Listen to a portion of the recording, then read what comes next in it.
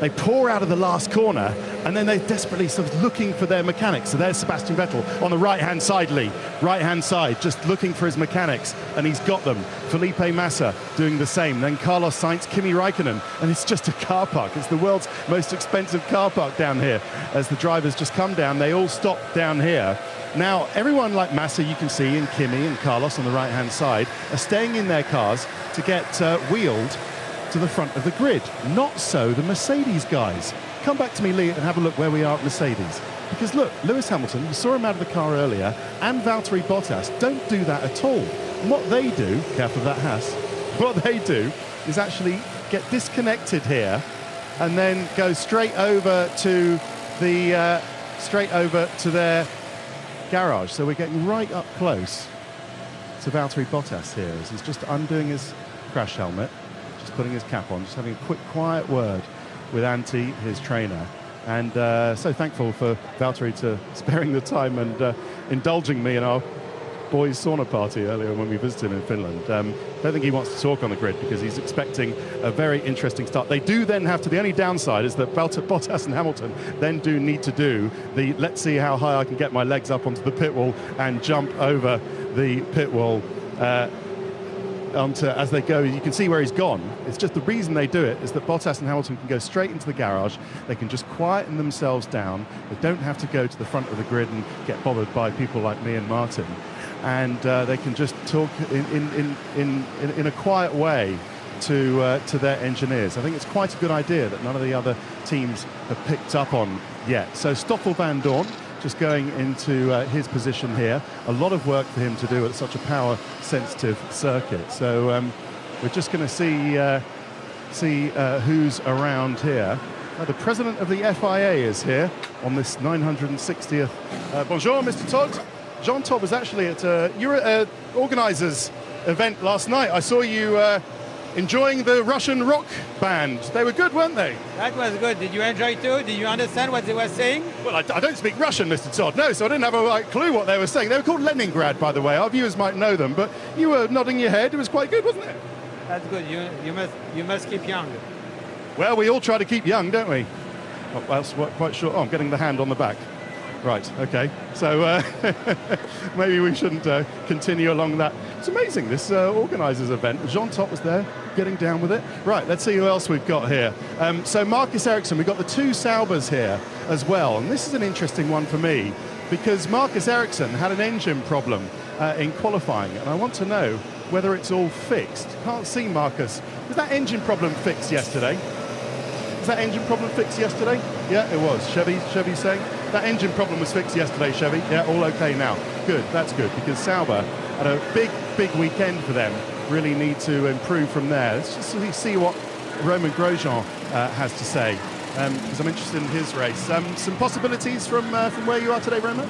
Well, we'll try. It was clearly not the best weekend so far, including myself, but you know, race is long and there's a long run to turn one, so hopefully we get a good start and then we can have some decent positions.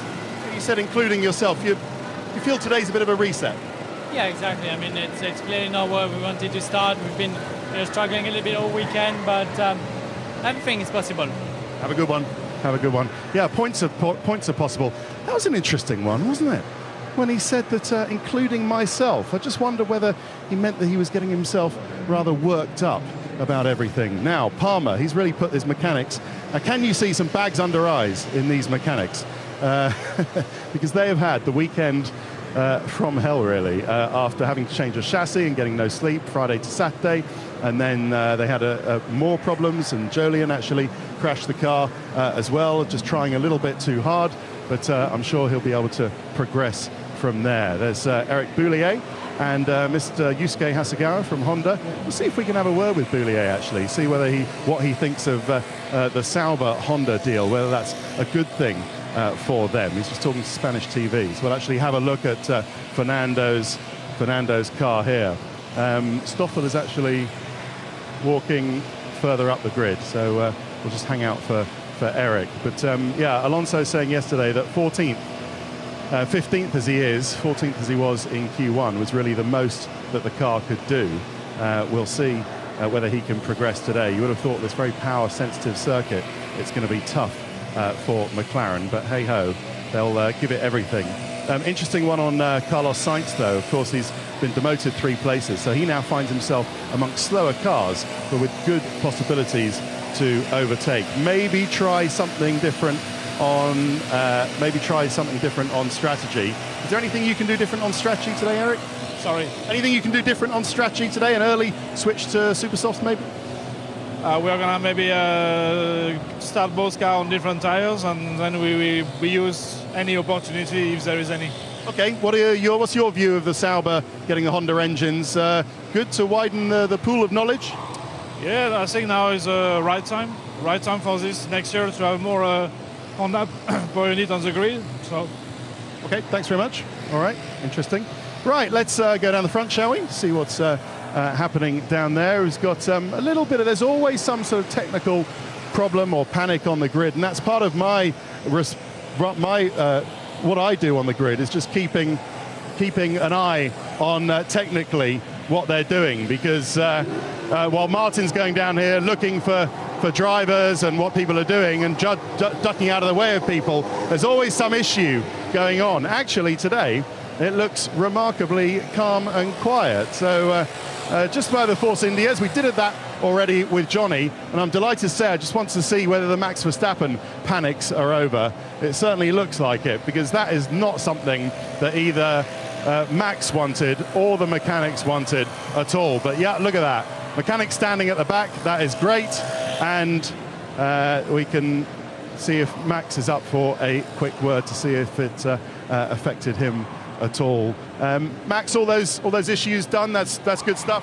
Car's all right? Well, we'll see. I mean, it's not, well, the water pump itself is still leaking, but they closed it up. So we'll see what happens. I think it might still be leaking a bit. Well, for the moment it was okay, but you never know in the race. But we'll just go into the race and see what happens. Yeah, push hard anyway, yeah, I'm sure he will. Okay, and then we can get the feeling at Mercedes, what they're doing as well. And it's always sort of just little intricate work. You don't tend to see many issues at Mercedes. And they've got the second row here, of course. Can they draft into the Ferraris into turn 2? Of course, there's not turn 1. I mean, it's a sort of bit of a, here's Lewis, let's just have a look. It's not turn 1, it's turn 2 that they're all going to be going down to. So fuel is also an issue going down. So there he is, there's Martin. Now, you've been embedded here at Ferrari. What vibe are you picking up here? It's quite interesting. Have you seen these lines here? Vettel realised in China that because the cars are 2 meters wide this year instead of 1.8, they painted them out. And in China, they were black gloss. That's why he was so far offset, and he sort of had his brain switched on. It looks a bit sort of Heath Robinson, doesn't it, to have to paint the lines out? But apparently it's better than burning them off. And so you forget wider cars there's so many knock-on effects. One thing I did notice, Ted, is that Mercedes, they have 3 generators per car. Remember, they couldn't get Bottas's tyres at the right because the blankets failed, didn't they? Yep. And last time out. Okay, brilliant. Martin, yeah, thanks very much. All right, so you might say for Mercedes, it's a case of the hunt for the red Ferraris. And on that matter, Sean Connery-wise, here's the Russian national anthem.